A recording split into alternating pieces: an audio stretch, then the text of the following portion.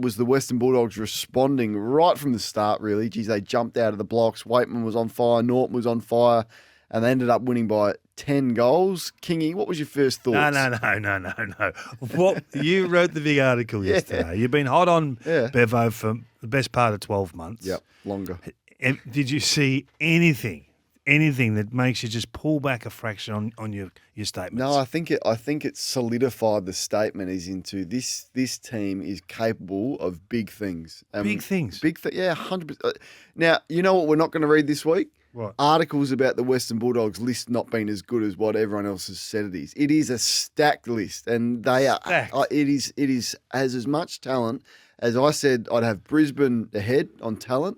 I'd have the Western Bulldogs closely behind and top 4 in terms of the talent on the list and the tools that they've got at their disposal. And we saw it last night, and we see it sporadically throughout the year. It's amazing when you actually play Bailey Dale. That was his first quarter. He had 10 and 3 score involvements. He was lacing forwards out like Norton. He has 39 for the game, double-digit score involvement. McRae, 12 score involvement. It's amazing when you play your good players, isn't it? So I think the criticism has been fair. And I just think if a defensively minded coach with a game plan that he truly believes in could have stunning results with this squad. I know you see it a little bit differently, and I know you think there's a few holes in their list, but I just, of course, every list has a few holes in it. But I just think they're capable of big things, but they haven't wanted to defend. And I think that goes back to the coach for a long time now, not just 18 months. Yeah, I like strong opinions, and that's the strongest of strong. I think it's a fraction unfair at times. I do think they're rebuilding on the run, and they know their top 4 or 5 players are capable of taking them to another opportunity. But I don't think their bottom bracket of players. Do you think his messaging has been confusing that, like in terms of exactly where they're at? Well, this is where we disagree, right? I don't know if it serves you any purpose to ever come out and say we're rebuilding. But what's the point? From what you saw last night, does this look like a team that should be rebuilding, or does this look like a team that if things go well, they could be there on prelim final week? To me, it's the latter. Personally, I would have thought that they are not a preliminary final team. They're not as good as you can say that they're as good as the Brisbane Lions list. I don't agree with that. Their list is as good as Carlton's. Their list is as good as Carlton's. I think if you line them up, their list is as good as Carlton's role players. They have some role players in their team, and there's some holes in their list, and they've got some real injury problems. I think the Dogs are more talented than the Blues, and I do. One thing I do agree with you on, I think that coaches have got a lifespan at a club, right? And does it when you get to the end of it, and you're looking for change, you can then get a rise out of a group. Right? When Bevo first came in, he got a rise out of that group immediately, and they won the flag 18 months later. I think he's judged really harshly. I'm a fan of Bevo, so I come from a different angle. And I think while you've got Bontempelli in this team, anything can probably happen, is the simple answer. But when their tools fall into place like they did, it's quite ironic that Jamar is not there. And they got the best performance out of Lob they've had for a while, despite it looking at you look at it, he's had 10 kicks, he had 14 touches, but he was better than that. I thought Norton was unbelievable, but I still want him at centre-half back. I want to talk about Buku Karmas after the break. What he's been able to do to this back six. You were just mentioning Buku Karmas and his improvement down back. Kingy, what else did you notice with the Dogs last night? Oh, I think you have to have a look at what Buku's doing. He did a terrific job on Membry and at times Caminiti, but his intercept work, so they've been crying out for someone to go to centre-half back effectively or half-back flank and win more ball. And their intercept marking game is through the roof, and they score off his intercepts. They score. Young player, still learning the ropes, not far from the finished product. So I just want to give him a shout out. And the Ed Richards move into the middle of the ground, and we're going to talk about this later on in the agenda. But I'm sick of bland midfields. Bland midfields are not getting it done. Been hot on Adelaide, and they've made change, and look at what it's done. Been hot on the Saints last night. You were calling for change. You wanted Wanganeen Miller in there, a bit of Sinclair. Sinclair did go in there, but they're as bland as it comes as well. Yeah, so we'll get to the Saints midfield in a minute. But when you look at what Bevo's been able to do, this is why I think it was a really seriously good coaching performance to get Treloar to go in and replace the clearance role of Liberatore, who had 20-odd clearances the week before. You haven't got your your prime key forward playing in the game, and you still get that result. They kicked 19 goals. I mean, I don't know whether that's them or the Saints, but I think you have to give him a rap. You have to give the. I mean, he gets smashed every time he plays O'Donnell if he underperforms. He was good again last night. Waitman did what he did at the start of the game. It put the game to bed. In 30 minutes, the game was over. So I think you're entitled to give him some credit today. Yeah, and I'm with you. But in hindsight, is it not smart just to play your best players? Like how could? But you're allowed to challenge your best. You're allowed to challenge all players. I think it's silly to say, this is our best 23. They play every week. Having him as sub Bailey Dale and having Baker and Bramble again last night, I'm not certain he's in their best 22. Is challenging him just for 1 week to have him the sub and then bring him straight back in. Is that it worked? Is that the challenge? Yeah, of course it worked. So would they have got this response? Could you can't argue the response. Could they have won last week and in prior weeks? And could they be in a better position than 3 and 3 if he had treated these highly regarded players? We're talking highly regarded, highly paid, highly contracted players. Yep. And if you're picking on contracts, what's the point of it? Well, I think you never drop a player. You can never make him sub. Well, you just where's their balance sheet? From what I bring him in. From what I'd seen with Bailey Dale, there's no way he deserved to be sub over some others that have been in the team. And how he can just flick a switch and be best on the ground last night with 39. He knows, mate. He knows. He's under the hammer big time from the coach. He knows he needs a performance. If this was Sam Mitchell, you'd be saying, the art of coaching. The genius has done it again. If you've got Baker versus Dale and you're picking a team to win a big game against an Essendon side who was smashed with injury, and you go with Baker and he kicks it out on the full 3 times into the stands, and you got Bailey Dale standing there as sub, and the next week he comes in, and from the moment the game starts, he's best on with 10 in the first quarter. He's lacing out Norton. He's kicking goals. He's having 39, 12 score involvements. I'm going, hang on, we probably got this one wrong. Or we pulled the right lever. We got a response out of the player that we challenged, and he's back to his best, and we roll on from here. We're talking about a home and away game. I mean, they might have him for the rest of the year at this level because of the way they've handled him.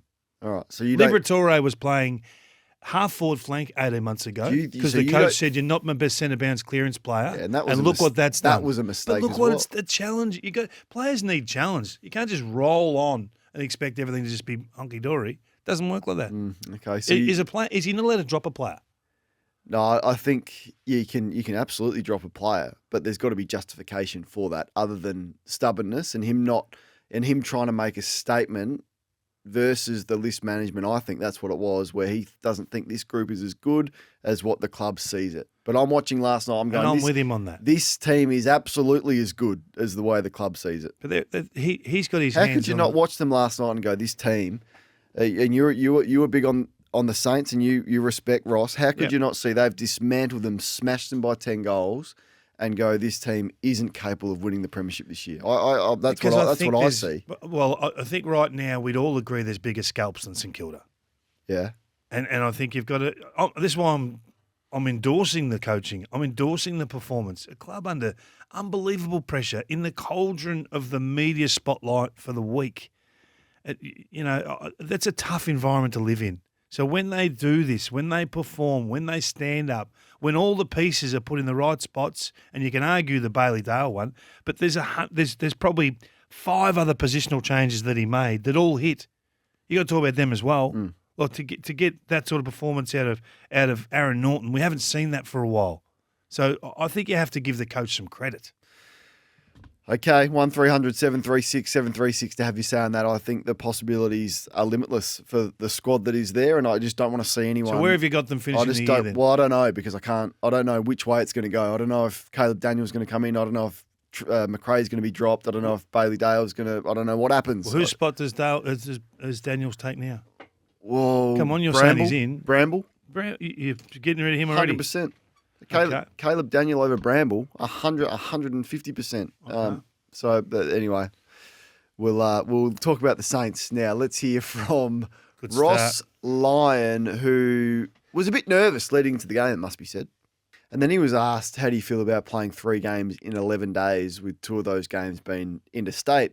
And he's like, and he was good. He didn't use it as an excuse. He said, is that it? Is that what was confronting us? Last week I said the Saints just don't have much going for them. Kingy, do you agree with that? What are the positives to come out of the Saints this year? What have we? What can we find from the Saints? If you're looking at, okay, let's really go positive on the Saints. What can we find? I'm struggling to find one. Last year I could. You could point to Owens and Filippo, and you think, gee, this Filippo could be anything. I'm really struggling to find any positives this year. Yeah, it's easy to reach for the injury list and say, oh, Max King's not there, and then go through a few others. But I think they've been underwhelming in the middle of the ground. I'm a fan of Jack Steele, the player. I think he's a great leader, and the way he plays, the style of football that he is, I admire. But I don't think they've had the spark in the middle of the ground, and it hasn't been enough change in there. Windhager's hasn't given them the zhuzh that we hoped that they would. They don't really get full-toed odds out of Sinclair at the moment. He's become a bits and pieces player, not that damaging halfback, nor a damaging midfielder anymore. They haven't really mixed up their midfield. The midfield isn't hurting anyone. No, they got smashed in centre bounce though. And you saw what Essendon did to the Bulldogs the week before. They thought, wow, this is a good performance. You think you line up the Saints players with the Bombers players, you go, okay, they're really going to challenge them. They're going to challenge Bontempelli. But out of the middle of the ground, they were smoked. Yeah, and they're young. I still think they're a better list now than what they were 18 months ago. I think that they're correcting on the run. You have to put Filippo on the radar. You have to say, what's he going to be? Like, in your mind's eye, what position is he going to be playing in 5 years' time that are shifting games? Could he be Bontempelli? That's the way. Is he a mid? Is he a half forward? Is he a nice-to-have player? Is he a destroyer? What is he? He's got to be a big-bodied mid who wins his possessions in the front half and he's going to have to win more impacts the scoreboard. Can't be winning 2 contested possessions a game. No, if that's the and case. his decision-making is that's the concern for me. He often takes probably a second too long to make a decision than he should. There's an easy option there, and he's looking for something more. And I think it could be disguised as a little bit of selfishness. I don't think it's that. I just think it's his decision-making. So, I mean, Saints fans, I'm open to your thoughts. You'd be flat this morning. Ross is saying that performance is absolutely an outlier, and if you go through the numbers, he's probably right. He's right with that. Yeah, he's definitely right. But what does it look like in terms of how are they going to establish enough talent on this list in 2-3 years' time with the draft, with free agency, with recruiting to be able to compete with a Western Bulldogs lineup who just had a lot more talent in their side. And in fairness to them, they're aware of that, and they've thrown big offers at multiple. And they've said that publicly. Yeah, and Hawthorn the same. Collingwood are doing it. Geelong are doing it. The Bombers are doing it. Everyone's doing it. They're bloody hard to get. So sometimes you've just got to come back to the recruiting department and say, hey, get these bloody picks right. That's why we're talking about Filippo, because we know he's a high-end pick 10. But I'll look at players like, what are you doing with Zach Jones and Seb Ross and those types in the middle? Are they taking you to the promised land? Because if they're not, you got to get busy going past them. Yeah, Bonner, Stocker. There's a lot of those types that they've got on their list. This is In the Gun for Grays.com, Australia's leading online auction marketplace. And there was deep discussion in and out. Who's in the gun? Who should be in? Can we put him in yet? Has he played enough games through injury? Back yet? Where did we land? Because you threw up about 5 names. I threw up a couple. Eddie had his thoughts on... Even Ed. Yeah. Ed wanted to delist half the comp. Gee whiz, now they know how I feel. I'll tell you what I'm putting in the gun, and it's a lateral one. Okay. Connor Iden. Why? I think the Giants talk about Connor Iden like he's the second coming of Ben Hart, right? And that's fine. And he gets the job done against the Zerhas and the Petruccellis and the Jack Higgins and the Rosas types. I wonder whether this week they put him to Charlie Curnow. Ooh. No Sam Taylor. So they've lost the security blanket this week of Sam Taylor. And I know they could easily just put Buckley to Curnow as they have done the last couple of times and maybe slide him or Bird to Mackay. But if Connor Iden is the man that you think he is, why not have a look and see whether he can get the job done on a Charlie Curnow type, a seriously damaging, roaming type forward, and maybe discover something that you can go forward with. Maybe you can do something different with Sam Taylor. Does he need to play on the best forward every week? Can he be more damaging and more prone to intercepts if he's not on the absolute P. So I think it's a big week for Connor Iden. Well, Draper from Freo did Curnow. Yeah. So it's a similar sort of makeup Very and similar. body size and shape as that. So it is lateral. I don't mind In it. the absence of Taylor, stand up. All right. I am not as lateral. I'm a you bit go. more obvious. Where you going? It's time for Darcy Fogarty, isn't it? Darcy Fogarty. Goodness me. He's kicked 4 goals for the year. I thought last year he took giant strides in his development, but they're still heavily relying on Taylor Walker. They win last week by a kick. Well, guess who it was? It was Walker. He kicks 4 again. I'm looking at Essendon and I'm going, Ben Mackay goes to Walker. Who's going to go to Darcy Fogarty? Is it Dyson Heppel? Is it Redmond? There isn't a matchup for Darcy Fogarty, who nearly weighs 100 kilos. It is absolutely time. The club needs you to perform on a big stage Friday night. It can't be Walker every week. The guy's 33, kicked 70 last year. It's got to be Fogarty who stands up tonight. There's no matchup for you. Like it. For goodness sake, fire up.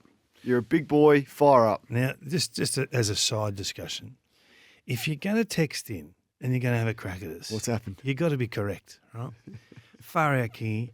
You talk about the Suns players every week like the second coming of Jesus. He doesn't play for the Suns. He plays for the Giants. Paul, give yourself an uppercut on the way to work, please. He doesn't play. Connor Iden plays for the Giants. I wouldn't mind bringing this up with you, King. You just got a couple of minutes here before we get to the agenda. Jake Niles written a piece in The Age, of course. Jack Nail it is. He says the AFL has confirmed. Sorry, I'm just scrolling to the top. More than 40% of known concussions of AFL players were sustained in marking contests during 2023. So according to revealing AFL figures that break down how players were concussed, figures which were shown in a meeting to player agents and to some of the clubs suggested that 29 of the concussions in 2023 were from marking contests, 16 were from contested ground balls, while 11 came from bumps. Is the AFL, and I've been on this for probably 5 years now, going to have to do something with marking contests or not? Or do we just cop that as a game and go, there is some collateral that happens, but 40% is a big number? Yeah, I think when you launch for the ball like that, you are prone to landing in all sorts of awkward manners. Now, I don't think there's much you can do about that. You're big on the knee to the head one. The knee to the head, how often would that happen? Once a year? Yeah, a couple of times, but some nasty You're worried ones. about the once a year. Yeah. I'm worried about the bumps. If the bumps are 11, but they're 11 tracking towards 20 because players now are coming in so hard and fast and the collisions are having more trauma attached to them now than they've ever had. Did you get feedback on your... I know Bucks disagreed with you on Monday and you guys sort of had that out in one of the ad breaks. Did you get feedback on your thoughts on the Butters one and the Brownlow and the... Yeah, I thought they got that wrong. Any feedback? It was always feedback. He's fist bumping in here.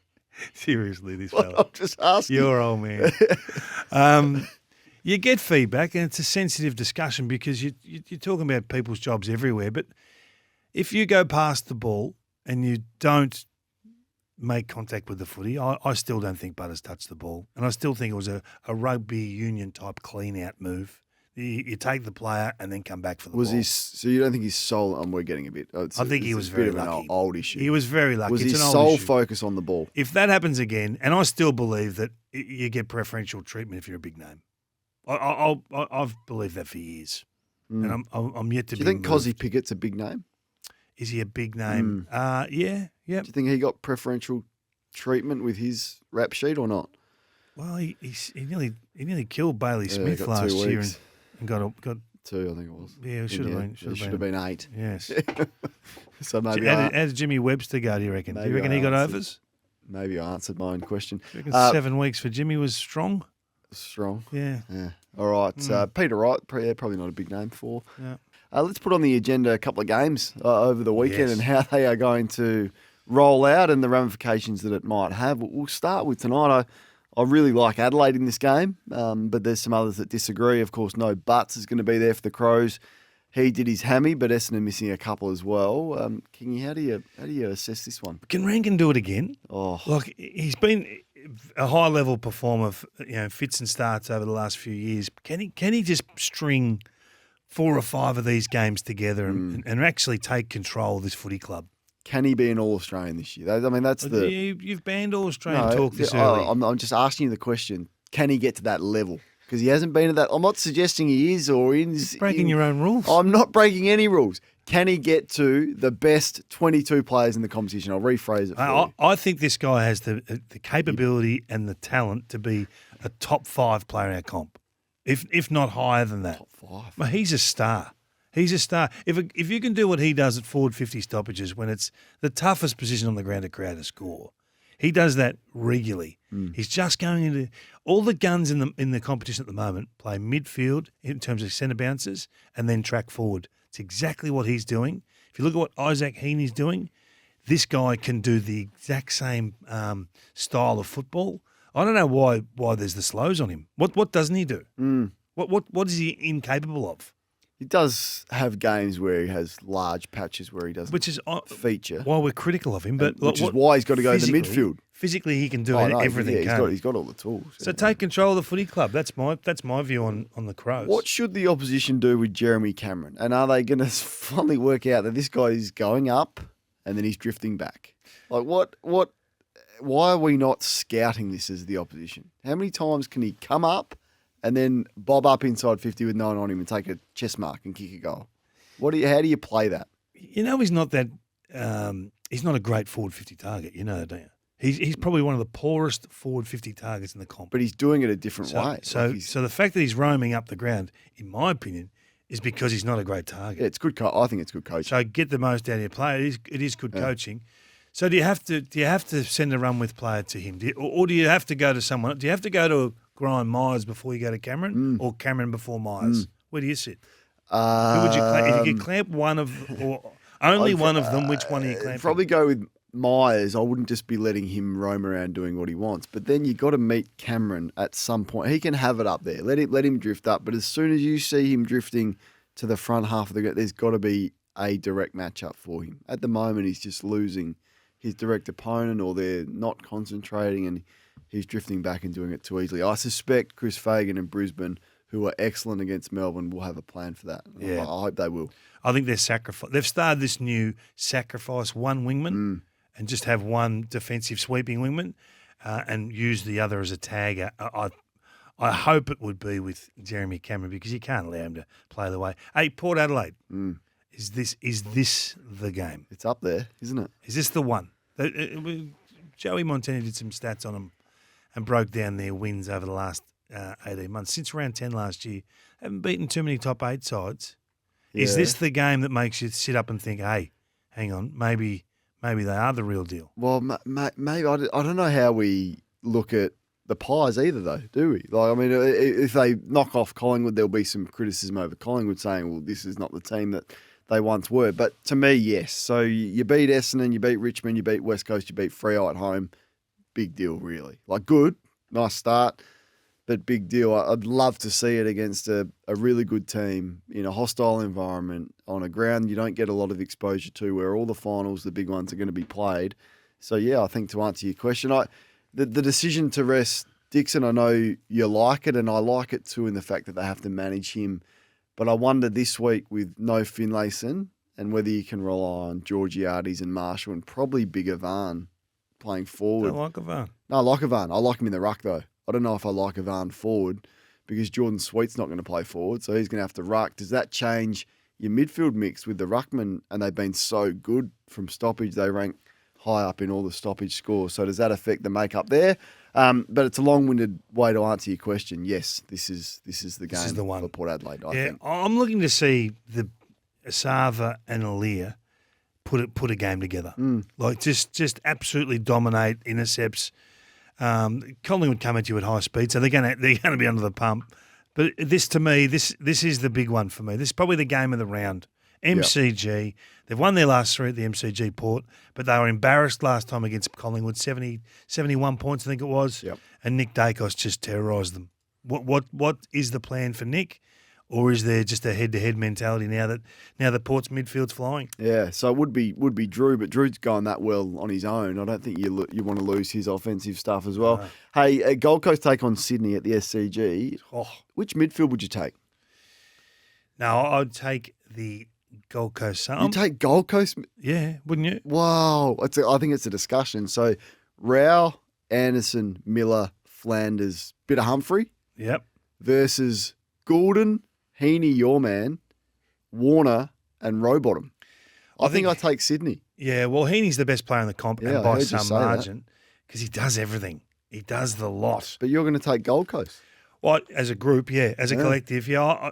This midfield is just getting going. It's not even bubbling yet. It's not even bubbling. This coach is just loving what he's getting out of these guys. I think there's only one or two spots. If I were the Suns, can we track forward a fraction? They got a heap of first round picks. They got draft picks coming out of their ears, right? I think they need a gun centre half back. I think they need someone in the next. I think they win a flag within the next 2 years. What would you give for Jeremy McGovern? If they could get Jeremy McGovern at centre half back for 2 years, would that be enough to say, hey, the back line can fall into place around him? The midfield is stacked, and their forward line with these three big beasts down there. Reed looks terrific. We've talked a lot about Big Jed, who looks like an angry footballer. Yeah. And Ben King obviously has been the mainstay there. They throw Sam Clohessy in there, and he's just taken to this wing role like no other. I don't think they want for a lot. So I'm looking at this thing. Go hard for an established get McGovern centre half back. So then you got Collins, Ballard, Mac Andrew, who's been frightening his last 2 weeks. Lukosius can sort of make his way back to SA. He may need to. I mean, Sammy Edmund was big on that on Monday. So you asked me the question about Port Adelaide. Is this the game? Yeah. Is this the game for Gold Coast? Because it's been Richmond, Adelaide, shocking against the Bulldogs in Ballarat, ordinary against the Giants, and then you beat up on Hawthorn. They haven't beaten anyone yet of note. Is this the game for them? Yeah, it is. 100% it is. And I think that if they can stop Heaney, they'll stop Sydney. There's a few warts with how Sydney are going at the moment. They're not the finished product that everyone, you just see them play, they're beautiful kicks, and Gordon does a couple of things, and he gets overs. They all get overs, the Swans. If you actually drill down to how they're going, I reckon they're pretty poor inside both arcs. They're not, they get a great return out of Heaney when he goes in there, but are their tools really commanding? The tools are the worry. The tools are the Logan worry. McDonald, Amadi McLean. Papley's been up and down. He was pretty poor against the Eagles. So I've got my question marks. No Rampy either, so their back line's doubts on the Swans. A little bit. This is the game for the Suns. All right. One game we haven't done is North and Hawthorn. 4:05 buried on a Sunday. Buried. We had Sam Mitchell on earlier, and he downplayed, I guess, the rivalry between him and Clarkson. But that's a thing, surely. Yeah, of course it is. Do they shake hands prior to the game? Tell you what, if we get them together pre-gather round next year, that get some marketing done, I reckon. Boxing, hey, we'll have to pay them up front. It's a huge game for the Kangas. As I said, they would have circled half a dozen games this year where they thought they can win. This is one of them. They need Luke Davies-Uniacke to play big time, to play a serious game of football. Does he go back to the tried and true a little bit, Clarko, with Simpkin perhaps back in there and an LDU and just a bit more experience? So Joey's stuff on their midfield was good during the week, I thought. Yep, nailed it. So is it tactical or is it just performance? I think it's just performance. You don't need to roll up an extra midfielder if your midfielder doing the job. So get your hands dirty. You got to be able to trust LDU. You got to be able to trust. I think Harry Sheasel to go in the midfield. This is the week to do it. I reckon too. Yeah. Yep. What's happened to John Newcombe? He's really struggling. He's dropped off big time. Yeah. I thought he was him and Day. I remember doing a thing saying, "Are they as good as any 1-2 combination through the midfield last year?" I mean, Day's not there, but Newcomb's damage and his just ability to get the footy. So I don't know what's happened there. Where would you play Sicily? I'd play Sicily forward this week. Would you? I think the Kangaroos' backs are vulnerable. So Gunston back in, and they've obviously, Sam announced that with us. He's in the squad, but he will play. He announced that this morning, so he's back in. I think you've got to get hold of the Kangas back six. Well, Larky's the one. Larky's the point of difference that, so the Hawthorn don't have that. So Larky can really shape as the match winner and get a hold of them. Not sure there's a match up for him. He's capable of kicking 4+, and I think North can win this game. I think in the end, Tipping them. I think Hang I on. tipped. Whoa. In the end, I think I tipped Hawthorn, but I think they've been I'm sure you disrespected did. by the. There's no way you did. There's no way No, in the I world. actually said at the start of the year, North will surprise a few and win more games than we thought, and I've been proven wrong so far on that. You have to redo your marketing campaign. What is it? Is there much of a fallout for the loser in it like that? Of course there is. Is there? Yeah. What? Well, it'll be Alistair Clarkson's not there just to, to gather the troops during the week. You got to deliver for weekend. We need to see some reward and some improvement. benefit. Yeah, and some improvement. So hard to hold the line if you just keep talking about development and we don't actually see it. Agree. Hey, if I gave you $100, yep, and I want to bring Ed in on this as well because he actually was very good with the NFL last year. Gamble responsibly, of course. Or irresponsibly. If you're going to gamble irresponsibly, get it right, is my theory. If I gave you $100 and said, who wins the flag at this point of the year, who are you putting your money on? Geelong. Yes.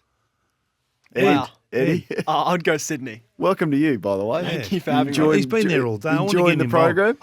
It's good. Good show today. You're going Sydney. Yeah. Best midfield. What do you two? What have you been doing the last couple of days? Who are you going? I'm going the Giants. The Giants. Geelong. I'm surprised you said Geelong. Geelong they've just impressed me. Yep. 7 games to go at home. He'll manage his squad. They got the best forward in the game. Midfield's an issue, but the back six is rock solid. I just like what they're doing. Blows me away. 7 games at GMHBA still to come for the Cats. Neither of you said Port Adelaide. No. Is this a policy at home or something? I actually picked them to finish first. So What's changed? just no finals performance recently. So I don't know if I can really. Wow. That's going to be hard to change. Not confident yet. He likes home and away Ken he's going with.